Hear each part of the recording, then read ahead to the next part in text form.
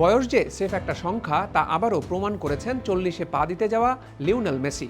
আলজেরিয়ার বিপক্ষে বিশ্বকাপের প্রথম ম্যাচেই ম্যাজিক্যাল এক হ্যাট্রিকে ডিফেন্ডিং চ্যাম্পিয়ন আর্জেন্টিনাকে তিনি এনে দিয়েছেন 3-0 গোলের উড়ন্ত সূচনা।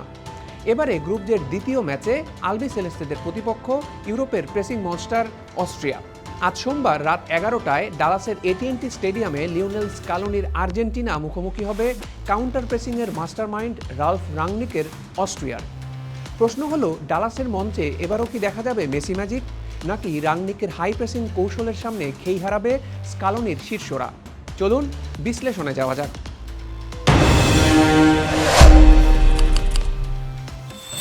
আর্জেন্টিনার পাশাপাশি অস্ট্রিয়াও প্রথম ম্যাচে জয় পেয়েছে। 28 বছর পর বিশ্বকাপে ফিরে নবাগত জর্ডানকে 3-1 গোলে হারিয়ে তারাও ভালোভাবেই এই টুর্নামেন্ট শুরু করেছে।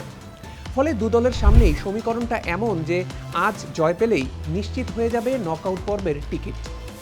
দুই দলে কিন্তু এই মুহূর্তে আছে দুর্দান্ত ফর্মে। আর্জেন্টিনা তাদের শেষ 8 ম্যাচের সবকটিতে জয় পেয়েছে, যার মধ্যে 7টিতেই তারা কোনো গোল হজম করেনি, অর্থাৎ ক্লিন শিট রেখেছে।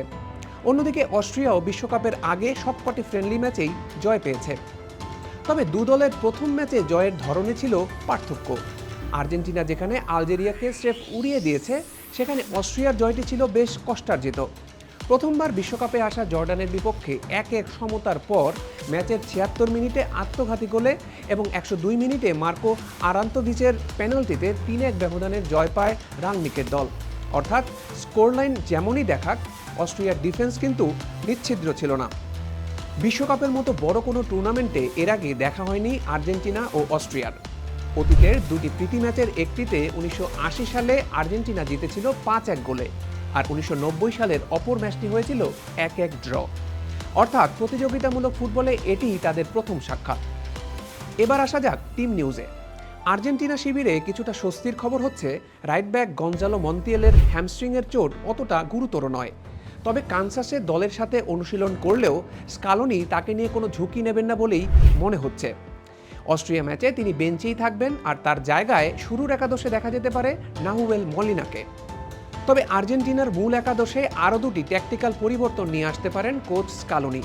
বিশেষ করে অস্ট্রিয়ার হাই ডিফেন্স লাইন নিয়ে যে হাই প্রেসিং ফুটবলটা খেলে, সেখানে তাদের ডিফেন্স লাইনের পেছনে বিশেষ করে ওয়াইড এরিয়াতে প্রায়শই অনেকটা স্পেস তৈরি হয়।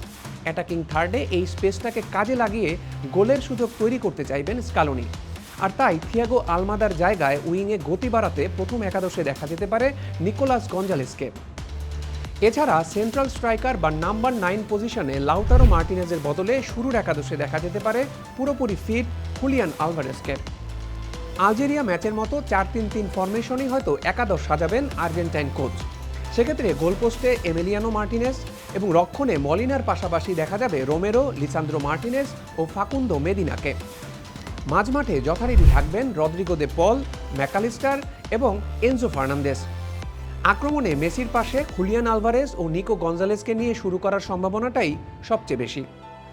প্রশ্ন হচ্ছে, দল হিসাবে অস্ট্রিয়াকে কেন বিপজ্জনক বলা হচ্ছে? এর মূল কারণ তাদের ডাগ আউটে আছেন আধুনিক ফুটবলের গেগেন প্রেসিংয়ের জনক রালফ রাংনিক। এই দলের মূল শক্তি হলো হাই প্রেসিং।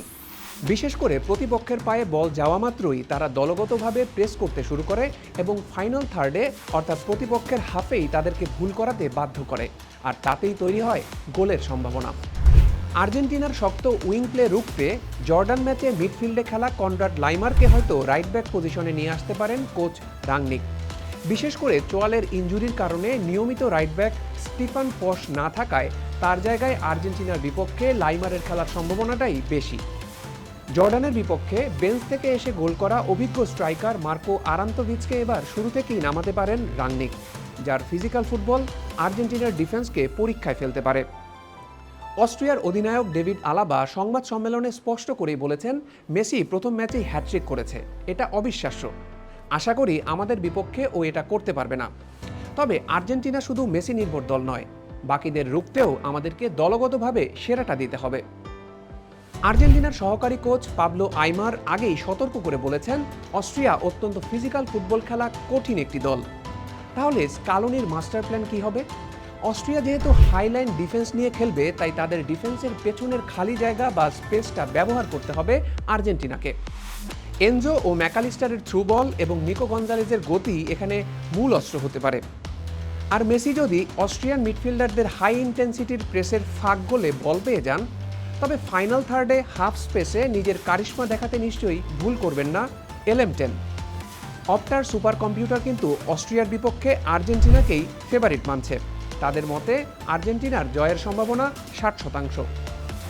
বিশ্ব চ্যাম্পিয়নদের তকমা ধরে রাখার মিশনে অস্ট্রিয়ার এই কঠিন চ্যালেঞ্জ কি পেরোতে পারবেন মেসি, রোমেরো, রদ্রিগোরা? নাকি মাস্টারমাইন্ড রাল্ফ রাংনিকের হাই প্রেসিং ফুটবলে আটকে যাবে বিশ্বজয়ীদের জয়রথ? উত্তরটা মিলবে সোমবার রাতেই।